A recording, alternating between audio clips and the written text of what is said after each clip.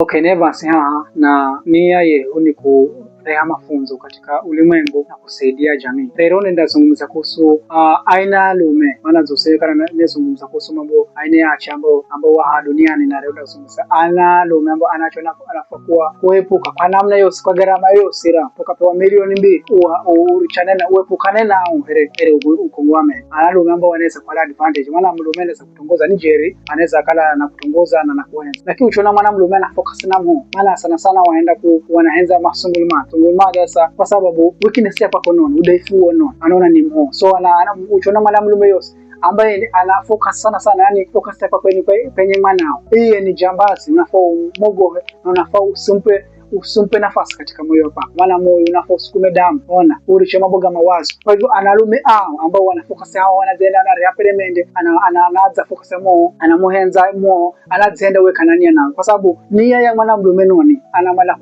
anaambia chumbira mo, achimcapture ya mo, achimkubali dema meye ni rahisi, ni mteremuko tu. Na wewe mwanamuche nawe, kwa sababu unaona tu yusa kana Nigeria, yuweza kana Eugene ni la ana vira ambao anaenda na anamrera zawadi mo, anambeba wana vira wananjirana na mo, unafikiria kana kwenye akili unamba vira tu anasaidia mwana, vira tu anamhenza mwana. Jemi ni chimwenzo jamaa hao bendo ufeli sasa. So aina alumeza kuweza kufanya nini musu wakubali eneo